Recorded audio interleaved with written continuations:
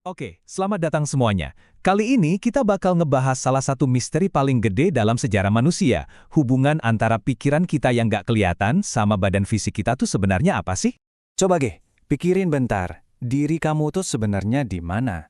Di otak, di hati, atau jangan-jangan ngawang-ngawang aja gitu? Kelihatannya sepele ya pertanyaannya, tapi ini inti dari perdebatan yang super besar loh.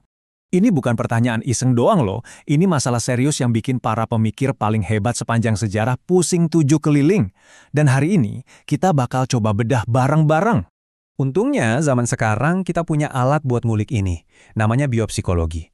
Nah, bidang inilah yang pakai cara-cara ilmiah buat ngertiin gimana proses biologi, terutama yang ada di otak kita, bisa ngebentuk semua yang kita lakuin, kita rasain, dan kita pikirin. Oke, siap-siap ya, kita masuk ke arena perdebatan. Anggap aja ini kayak pertandingan tinju kelas berat, perebutan gelar antara dua ide raksasa tentang hubungan pikiran dan tubuh. Di sudut pertama, kita perkenalkan sang juara bertahan selama berabad-abad, tim dualisme.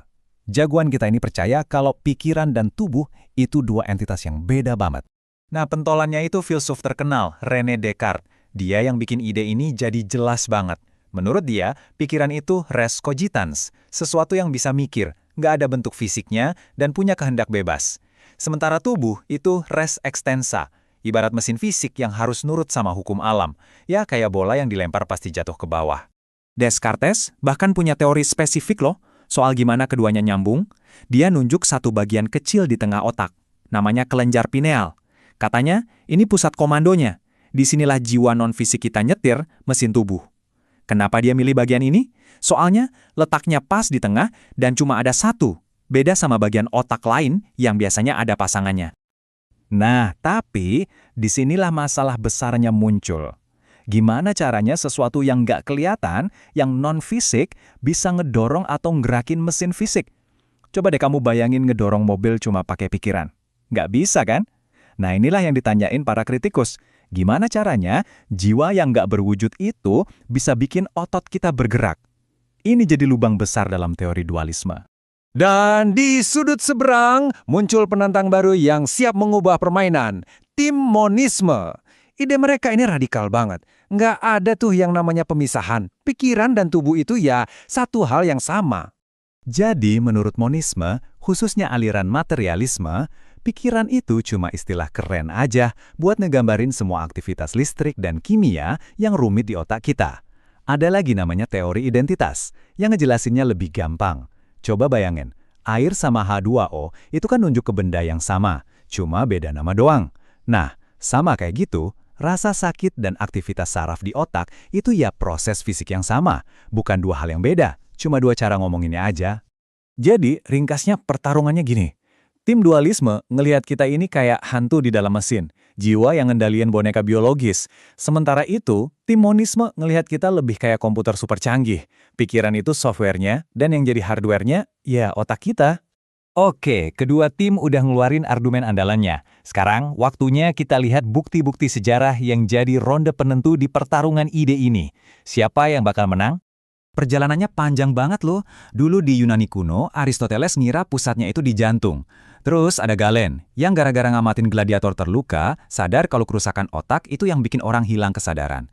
Tapi pukulan telak yang benar-benar ngerubah segalanya itu datang di tahun 1848. Ini dia titik baliknya, sebuah kisah yang luar biasa dari seorang mandor konstruksi rel kereta api bernama Phineas Gage. Dia ngalamin kecelakaan yang, ngeri banget. Ada ledakan yang bikin sebatang besi panjang dan runcing nembus pipinya, keluar dari atas kepalanya, dan mendarat puluhan meter jauhnya. Ajaibnya, dia selamat. Tapi, ada tapinya. Orang yang bangun dari tempat tidur itu bukan Phineas Gage yang sama lagi.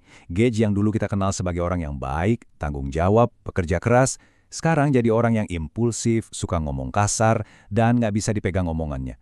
Sampai-sampai teman-temannya bilang, dia bukan Gage lagi.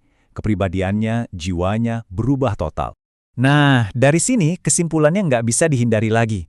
Kasus Gage ini jadi bukti nyata pertama kalau apa yang kita sebut jiwa atau kepribadian itu ternyata bergantung banget sama kondisi fisik otak kita. Ini benar-benar jadi pukulan telak buat tim dualisme. Jadi, setelah ngelihat bukti sekuat kasus Gage, dunia sains modern punya jawaban yang cukup jelas. Pemenang dalam perdebatan akbar ini dengan TKO adalah monisme. Yuk kita lihat gimana pandangan ini diterapin di biopsikologi modern. Jadi gini, semua keputusan yang kamu buat, emosi yang kamu rasain, tindakan yang kamu ambil, itu semua bukan bisikan dari jiwa yang terpisah.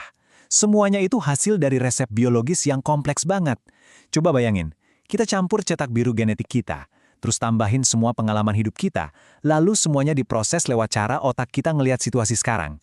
Nah, hasil dari semua itu, itulah kamu. Ini dia kalimat sakti yang merangkum semuanya dengan sempurna. Pikiran adalah apa yang dilakukan oleh otak. Singkat, padat, dan jelas. Kalimat ini jadi fondasi dari seluruh ilmu biopsikologi. Jadi pikiran itu bukan benda, tapi proses. Sebuah proses yang dijalankan oleh organ biologis kita yang luar biasa, yaitu otak. Dan ini membawa kita ke pertanyaan terakhir yang dalam banget. Kalau semua pikiran dan keputusan kita itu pada dasarnya cuma hasil dari proses fisik di otak yang tunduk sama hukum alam, apa kita benar-benar punya kehendak bebas? Atau jangan-jangan rasa bebas memilih itu cuma ilusi aja yang diciptakan oleh mesin biologis kita yang super canggih ini? Sebuah pemikiran buat kita renungkan bareng-bareng ya.